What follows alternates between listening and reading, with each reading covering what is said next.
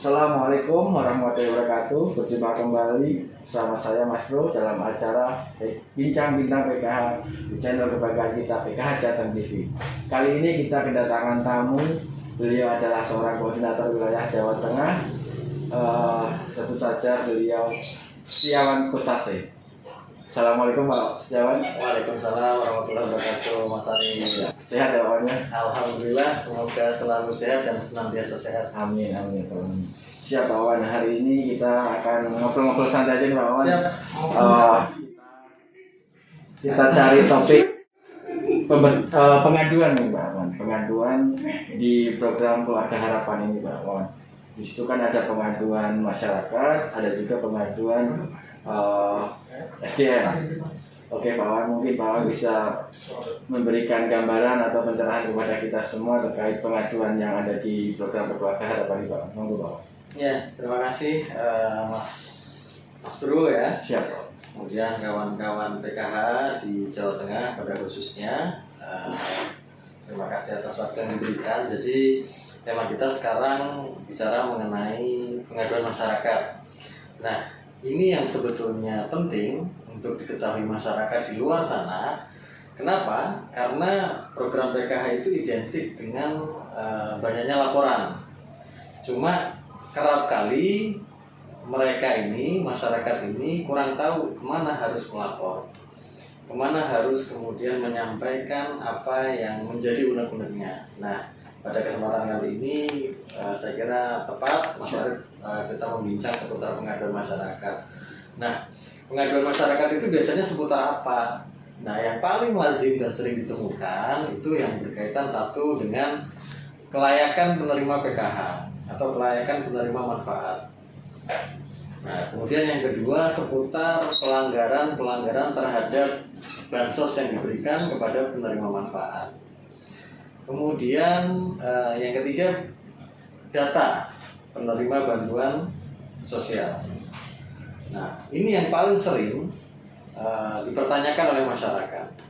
Yang paling sering kemudian muncul di tengah-tengah masyarakat. Tentunya kita harus bisa menjawab semua pertanyaan itu secara administrasi, secara aturan, dan juga tentunya berdasarkan fakta-fakta dan juga hal-hal lain yang menjadi faktor pendukung untuk menjawab pengaduan masyarakat tersebut. Kira-kira demikian. Nah, kemudian pelakunya siapa saja, gitu kan? Pelaku terhadap pelanggaran-pelanggaran itu siapa saja? Bisa siapa saja? Kita bicaranya oknum. Nah, yang paling dekat di program PKH adalah oknum SDM PKH itu sendiri. Yang kedua, bisa oknum pemerintah desa. Yang ketiga, bisa oknum penerima manfaatnya sendiri. Yang keempat, oknum pendamping pada program lain. Nah, tentunya ini kita harus mengetahui lebih detail satu persatu, case by case atau kasus per kasus. Kita nggak bisa mengeneralisir satu kasus kemudian diketahui bahwa itu sama pasti pendamping PKH pelakunya, itu nggak bisa begitu. Karena faktanya di lapangan temuan-temuan justru tidak dilakukan oleh pendamping PKH, tetapi oknum-oknum di luar pendamping PKH. Begitu Mas Ari.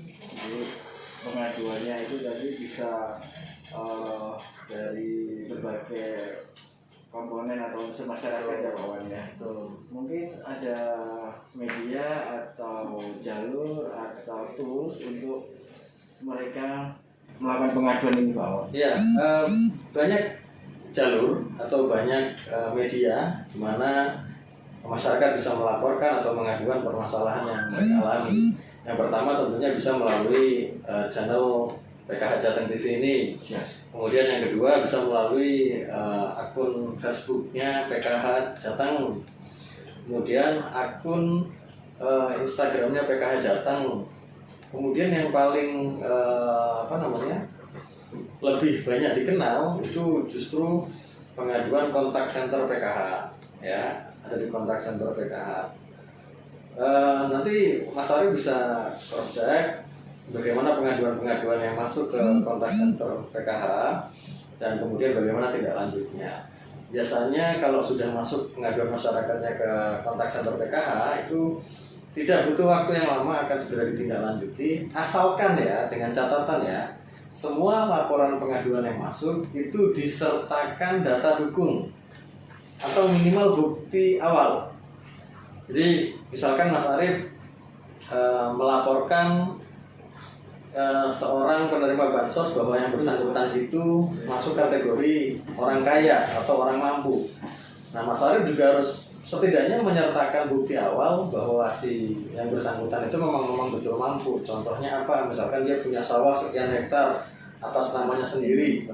Nah, itu paling gede itu bukti awal. Tanpa itu kita tentunya tidak bisa melakukan tindak lanjut karena pasti nanti basisnya tidak berdasarkan basis fakta tapi basis like dislike. Bisa jadi tetangganya karena dia nggak dapat rumahnya sebelahan, yang satu dapat, yang satu enggak, dia iri jadi melaporkan tetangganya yang lain. Nah, kita nggak bisa bekerja dengan dasar seperti itu. Intinya pengaduan ini terbuka untuk umum, Betul. tapi pengaduan ini juga bisa dipertanggungjawabkan. Betul. Dan dalam konteks pengaduan ini di PKH ini kan sistemnya kan berjenjang ya Pak Oni ya, dari kecamatan, kabupaten, dan provinsi. Betul. Mungkin setiap pengaduan bisa lewat dari bawah dulu ya, nggak usah langsung ke atas, atau bisa lihat ketika dulu. Kalau mau ke atas mungkin juga diperbolehkan apa gimana? Ya, kita sudah fasilitasi, kita sudah dorong kawan-kawan kabupaten begitu ya untuk membuat akun pengaduan, bisa Instagram, bisa Facebook, prinsip akun pengaduan masyarakat. Nah, atau kalaupun tidak bisa mengakses akun medsos tersebut, masyarakat bisa datang langsung ke kecamatan yang pertama. Jika tidak bisa di kecamatan, bisa ke dinas sosial setempat menyampaikan keluhan seputar PKH.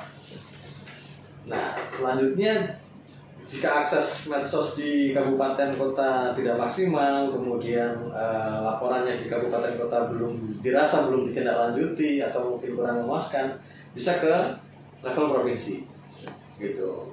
Bisa ke dinas sosial provinsi.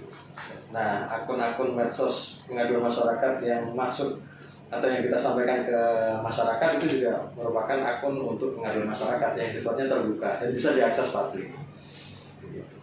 SDM PKH sudah juga difasilitasi pengaduan SDM gitu ya. Yang pertama bisa melalui koordinator kabupaten, yang kedua melalui koordinator wilayah, atau yang ketiga tadi bisa melalui kontak center.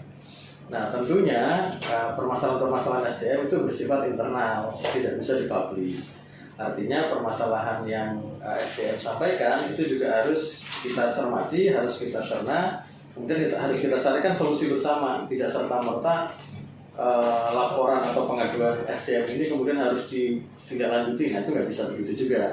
Contoh misalkan begini, pendamping PKH itu di awal masuk menjadi pendamping PKH dia sudah ada tanda tangan untuk tidak menuntut diangkat PNS. Tapi misalkan ada pendamping yang demo rame-rame nih ingin diangkat PNS, nah itu artinya kan nggak konsisten, nggak konsekuen dengan apa yang di awal sudah ditandatangani. Nah, ini bagian-bagian dari hal-hal yang mungkin harus kita pahami bersama. Pengaduan SDM yang lain misalkan honornya tidak cair, nah tentu kita TL, tentu kita tidak lanjuti. Kenapa honornya tidak cair? Beberapa kasus honor tidak cair karena ditemukan yang bersangkutan ini double job. Karena NPWP-nya itu kedetek di aplikasi SPAN. Jadi ketika masuk di bagian nama yang bersangkutan, kedetek yang bersangkutan menerima honor dari instansi A, instansi B. Dampaknya apa? Dampaknya ke SDM yang lain, otomatis honor SDM yang lain di bawahnya akan menjadi tertunda. Nah, ini tentu kita tidak lanjuti. Kemudian banyak juga pengaduan-pengaduan SDM yang lain. Misalkan diantaranya SDM oknum ya, oknum SDM yang nakal. Tentunya ini laporan dari masyarakat. beberapa kasus kita tindak lanjuti ternyata bukan oknum pendamping PKH tetapi pendamping program lain. Tapi beberapa kasus yang lain itu juga memang betul pendamping PKH. Nah itu fungsinya ada check and recheck, check and balancing yang dilakukan oleh masyarakat. Dan tentunya juga kita sebagai pelaksana program itu selalu memonitoring dan mengawasi. Begitu Mas Arif. Konsekuensinya apa sih kalau misalkan SDM PKH melakukan pelanggaran? Ya pastinya satu bisa dilakukan pembinaan ya, dipanggil kemudian disampaikan kesalahannya apa, adakah perbaikan. Jika yang bersangkutan tidak ada perbaikan maka dikenakan sanksi administrasi mulai dari SP1, SP2, SP3 bahkan pemberhentian secara tidak hormat. Kira-kira itu sih Mas Arif. Jadi intinya dari semua pengaduan baik masyarakat maupun dari internal SDM sendiri, pengaduan itu bersifat terbuka dan bertanggung jawab, betul Pak. Harus bisa dipertanggung jawabkan. Jadi teman-teman juga bisa menyampaikan pengaduan, tapi pengaduan itu juga harus yang bisa dipertanggungjawabkan seperti itu. Oke Pak Wawan, dari berbagai macam pengaduan, dari pengaduan masyarakat, dari pengaduan SDM, bentuk tindak lanjutnya apa nih Pak? Ya, saya punya pengalaman di salah satu kabupaten yang bersangkutan ini kebetulan oknum pendamping PKH yang juga kawan saya. Nah, karena kebetulan dia kawan saya, jadi sebagai kawan yang baik, saya harus mengingatkan dong, Mas, kebetulan nih jenengan double job. Saya harus mengingatkan, silahkan mau pilih pendamping PKH atau memilih pekerjaan yang satunya. Nah, yang bersangkutan memilih di pendamping PKH, tetapi faktanya yang bersangkutan juga masih bekerja di tempat lain. Nah, pada akhirnya singkat cerita, saya harus terpaksa sekali lagi di luar hubungan kami sebagai seorang kawan, tapi karena ada ikatan profesional kerja yang juga harus dilakukan, maka yang bersangkutan harus kita tidak lanjuti dengan cara pemberian sanksi berupa pemberhentian. Karena yang bersangkutan terbukti yang pertama melakukan pemalsuan surat keputusan mengajar atau SK mengajar. Kemudian yang kedua memalsukan beberapa dokumen administrasi yang lain. Nah ini tentunya kan kita tidak ingin seperti itu.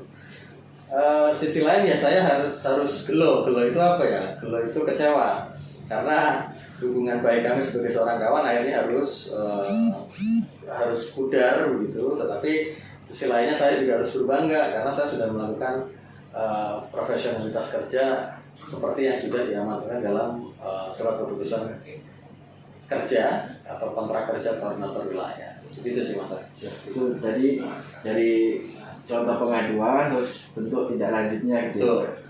Dan masih banyak lagi. Jadi media pengaduan ini juga lebih efektif ya Pak Wawan ya, untuk bisa lebih program PKH ini bisa lebih tepat sasaran, bisa lebih bermanfaat, bisa lebih menjadi program nasional yang dibanggakan. Dan terkait SDM tadi ya Pak Wawan ya disampaikan banyak liku-likunya ya Pak Wawan ya, ada yang macam-macam ya. Siapa sih yang nggak mau duit, saya tanya Mas Arif. Siapa yang nggak mau duit? Toyo aja doyan uang. Tapi dalam kesempatan ini kita berupaya saling mengingatkan ya Pak Wawan ya. Kita dalam program bincang-bincang ini bukan mencari si aktivis seperti apa, kita sebagai pelaksana program saling mengingatkan untuk tetap di koridornya Pak Wawan ya, tetap di jalan yang benar, jangan menyimpang, karena apapun itu kita ini diawasi oleh semua kalangan ya Pak Wawan ya. Iya. Jadi saya memiliki keyakinan Mas Ari, saat saya memanfaatkan uang bansos, saya akan mendapatkan kehinaan 10 kali lipat. Tetapi saat saya mengikhlaskan diri saya untuk membantu mereka penerima bansos, maka saya bisa mendapatkan rahmat 10 kali lipat. Nah itu keyakinan saya. Jadi ini pesan juga buat kawan-kawan pendamping PKH dimanapun berada, jangan sekali-kali melakukan pungutan liar atau penggelapan atau sejenisnya kepada para penerima manfaat, karena yaitu hukuman penghinaannya luar biasa gitu. Mungkin saat ini belum ketahuan, tapi coba lihat nanti, pasti pada saatnya akan ketahuan. Begitu Mas Arif. Itu karena saking sayangnya Pak Wawan Saking sayang saya ini program yang buat saya Kita program kita yang penuh keberkahan buat saya. Saya sendiri anak seorang tukang becak. Ibu saya ibu penjual jamu. Kemudian saya berada hingga hari ini bisa jadi koordinator wilayah juga dimulai dari seorang pendamping. Istilahnya nakal-nakalnya pendamping itu saya tahu gitu. Kemudian sebuah kebanggaan karena ternyata doa yang tidak ada pembatas antara langit dan bumi kan diantaranya adalah doa fuqara wal masakin kan begitu Mas Arif. Jadi sebetulnya kalau kita daripada nilai uang nih, daripada pungutan liar, daripada pungli atau penggelapan dana bansos KPM, mendingan kita minta doa KPM. Bu, doakan saya semoga saya dikayakan. Itu luar biasa Mas. Dan kita tinggal nunggu waktu saja. Itu banyak kisah-kisah nyatanya.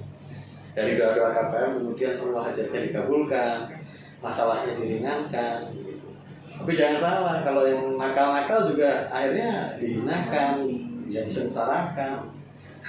Seperti pepatah Jawa, siapa nanam ngunduh ya Pak. Nah, siapa yang menanam dia yang mengunduh gitu, Menuai gitu ya. memanen gitu ya. Ya, ini buat mengingat buat kita semua, termasuk saya sendiri, termasuk kita yang lawannya, dan semoga teman-teman juga bisa lebih mawas diri, lebih ingat kita di jalan bantuan sosial. Di sini kita mencari keberkahan ya Wawan ya. Ya, ada satu hadis bunyinya begini Mas Arif, Bismillahirrahmanirrahim.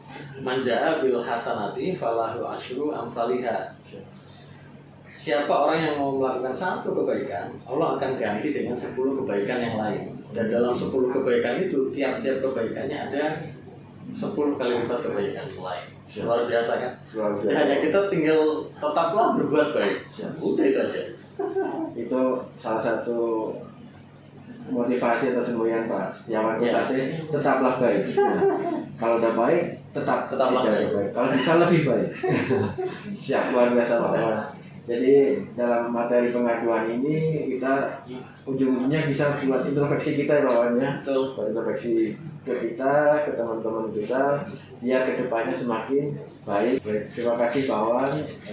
Semoga perbincangan kita kali ini selain kita berbincang santai juga kita berbincang mudah-mudahan ada manfaat dan berkah sebagai pengingat kita Pak Wawan dan teman-teman semua. Kita bekerja di Kementerian Sosial, selain kita mencari rezeki kita juga mencari keberkahan di dunia akhirat. Amin amin ya rabbal alamin. Demikian acara bincang-bincang PKH kita. Assalamualaikum warahmatullahi wabarakatuh. Salam PKH.